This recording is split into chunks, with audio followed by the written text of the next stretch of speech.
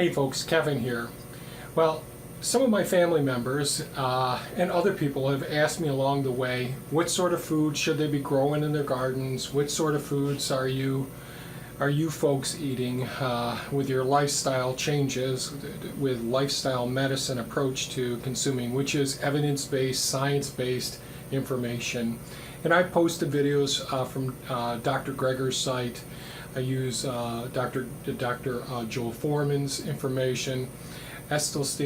Estelstein, oh my God, Colin Campbell, a whole variety of different authors.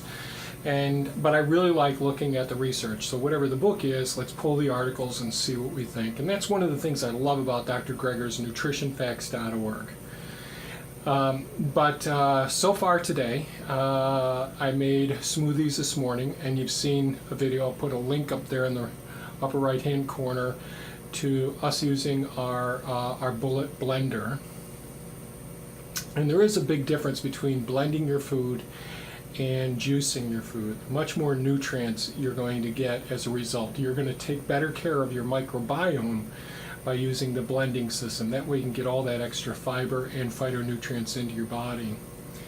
So I had 2 quarts of I guess you'd call it a smoothie with lots of, well, there's kale, carrots, orange, tangerines, pineapple, hibiscus tea, turmeric, ginger, matcha, green tea, all of those things completely in it. Not taking the liquid from the hibiscus tea or the matcha. We take the whole powder form, put it right into the Nutramax blender, and you could use any high-powered blender, but I want to really pulverize all of it. And I put an avocado in today as well. What berries did I put in? I can't think of which berries I put in today. But it was a really green-looking smoothie today, really nutritious. Oh, there was water kefir, so probiotics. We're growing the organisms here ourselves. And so I had 2 of those smoothies. It's about lunchtime now, so now I'm going to go ahead and make myself a bit of a lunch. And so we're using Jill Dalton's hummus recipe from the Whole Food Plant-Based Cooking Show, and I'll put a link in the description below to this recipe. And it's got chickpeas. I'm going to turn the camera around. So here's the hummus here. Here's some extra black beans from some of the other dishes Thea made the last couple of days. Here we've got our microgreens growing. These are all broccoli microgreens. So those are the 3 things I'm going to mix together. Now during the summertime, we'll eat the hummus with carrots and celery or pepper pieces and all, just like most people would dip. And it's really hard for me to break the habit of using chips or crackers and all. And we really want to get away from all the refined products, the powders that are there, and we go organic, non-GMO, and we try to get something that's got a higher fiber content, so those complex carbohydrates are more beneficial to our microbiome. But in Jill's recipe, there's chickpeas, some of the aquafaba, the liquid left over from the chickpeas as well. There's a fair amount of flaxseed, nutritional yeast, so we get our omega-3s, our B vitamins, B12 as well. What else is in there? Garlic. We put more garlic. I think she just puts 1 clove of garlic in her recipe. We put quite a bit more in there. And I'll post a link to the components. Yes, honey.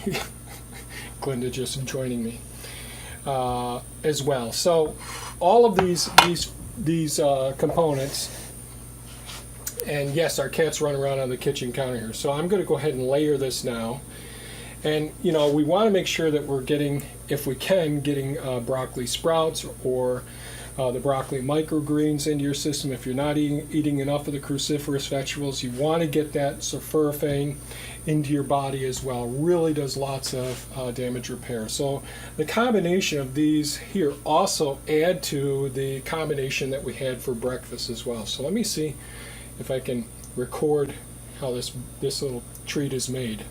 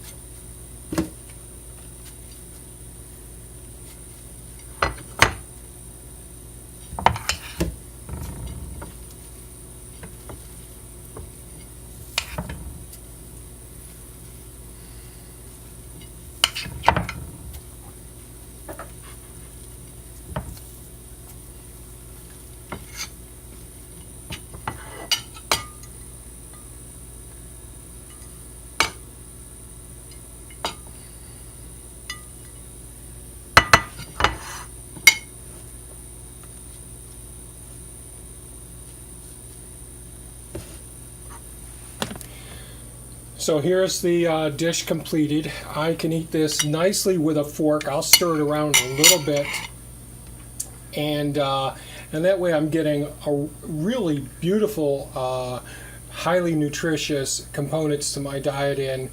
And this way, since I don't have fresh carrots available, I'd have to go out to the root cellar, and we don't have the celery available now. Ours is all dehydrated. But all of these components here can easily be eaten with a fork, and it all holds together very well, and it's a little bit crunchy, tastes absolutely delicious, very filling, and loaded with nutrients, a very nutrient-dense lunchtime meal. So I'm not sure how much folks on this channel really want to see things like this. I know on other channels people are always really interested in what are you folks eating, how are you, optimizing your health status.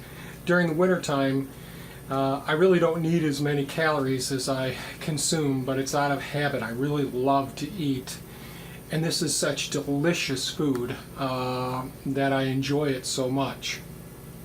Unfortunately, I'm just not as active as I am during the summertime. So if you like this, give us a thumbs up. If you would, please share it with your friends, people who might think about this. And by all means, visit Jill Dalton's The Whole Food Plant-Based Cooking Show. Absolutely a fantastic site for getting information. And if you want to get the science behind it, go to nutritionfacts.org. Thanks so much, folks, and have a great day. Bye-bye now.